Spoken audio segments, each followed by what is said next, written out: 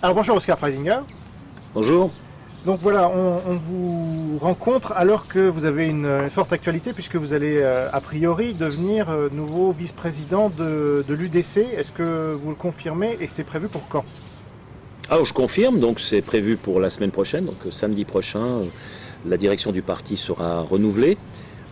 Avec un élargissement, donc il y avait jusqu'à présent une direction de parti de 7 membres, là on passe à 9 pour intégrer mieux les différentes sensibilités, les différentes régions, puisque c'est un parti fédéraliste, hein. Nous ne sommes pas très centralisateurs en Suisse, nous sommes très fédéralistes.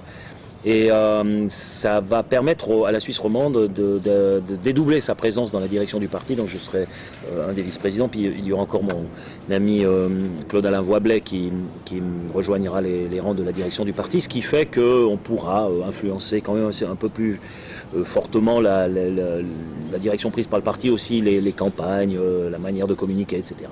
Donc quelle va être votre première action symbolique ou... Est-ce qu'il y a ce genre de choses quand on devient vice-président?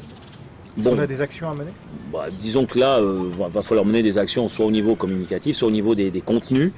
On a différents objets qui vont se présenter automatiquement. Donc, ne serait-ce que notre lutte contre cette emprise grandissante de l'Union européenne sur la souveraineté du pays, notre gouvernement qui tente péniblement actuellement par la bande, hein, de reprendre automatiquement le droit européen, ce qui serait effectivement la mort à terme de la démocratie directe. Donc ce genre de choses, nous on se bat contre, parce que si le dernier lopin de terre libre dans cette Union européenne, dans cette Europe, distinguons quand même l'Union européenne du continent, disparaît, eh bien, vous avez détruit le moule, hein. Comment voulez-vous ensuite recréer la démocratie ailleurs, la démocratie directe ailleurs, si vous avez détruit le modèle? Et quelles sont les prochaines échéances en Suisse? Il y a une votation particulière? Ouais. Alors il y a une votation au mois de juin qui a été lancée par l'ASIN, c'est l'Association pour une Suisse indépendante et neutre, dont je suis membre du comité également. Et nous aimerions que le peuple s'exprime plus souvent sur les contrats internationaux, qui trop souvent sont utilisés pour justement mettre la démocratie directe hors jeu. C'est-à-dire qu'on signe des contrats internationaux qui ne sont décidé que par le gouvernement, voire éventuellement par le Parlement. Ensuite, il y a un référendum facultatif, mais bon, il faut rassembler 50 000 signatures. Alors nous, on estime que lorsqu'il s'agit de dépenses de plus d'1 milliard, ou lorsque les contrats en question sont une ingérence très nette dans le droit interne de la Suisse, le peuple doit être obligatoirement consulté. Pourquoi? Parce que lorsque le référendum est obligatoire, il faut la double majorité, non seulement du peuple, mais il faut aussi celle des cantons. Et les cantons sont ceux qui perdent le plus de prérogatives dans un pays fédéraliste lorsque l'État central signe des conventions internationales, parce que ça a des répercussions très claires sur l'autonomie des cantons. Donc faire passer un tel vote par la double majorité est beaucoup plus difficile que s'il y a uniquement dans un référendum facultatif la majorité du peuple qui est requise. Si je prends le contrat Schengen-Dublin, si ça avait été le référendum obligatoire, il ne passait pas parce que les cantons ont dit non. Le peuple a dit oui, mais les cantons ont dit non. Ce que vous appelez contrat, ce n'est pas des contrats économiques nécessairement?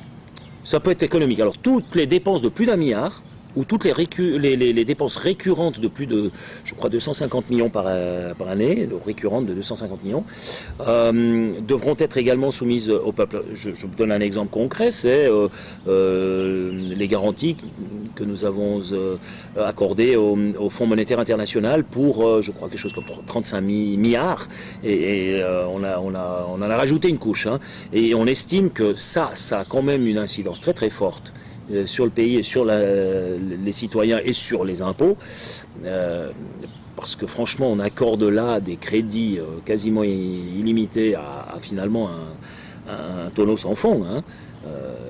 Je ne pense pas que le système va pouvoir se sauver en essayant de boucher les trous à coups de milliards comme il le fait actuellement. Il y a un moment, ce système-là va s'effondrer, et à ce moment-là les Suisses seront durement prétérités par le fait d'avoir souscrit à de tels montants.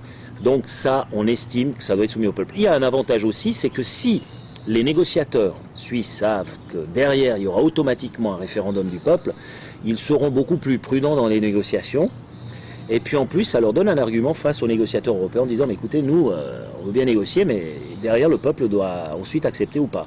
On a vu, par exemple, l'effet que peut avoir la démocratie directe en Islande, qui a refusé tout simplement, de payer les dettes qu'avaient contractées les banques, et qui se porte actuellement très très bien.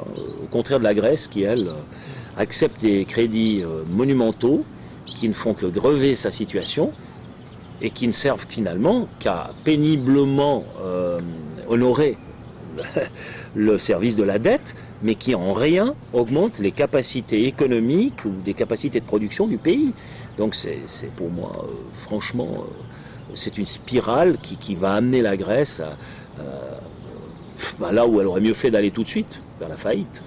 Elle aurait fait une faillite tout de suite, réintroduit la drachme, essayer de régler son problème selon les bonnes vieilles recettes du pays souverain, comme l'avait fait l'Argentine il y a 10 ou 15 ans. Bon, je pense qu'on aurait eu une solution. Là, non. Dernière question sur votre futur poste de vice-président. Vous êtes a priori seul candidat. Est-ce que c'est une élection à l'africaine ou...